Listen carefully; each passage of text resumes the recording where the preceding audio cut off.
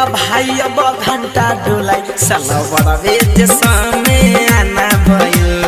tent वाला भाई अब घंटा डोलाई साला बड़ा वेज सामने आना भइल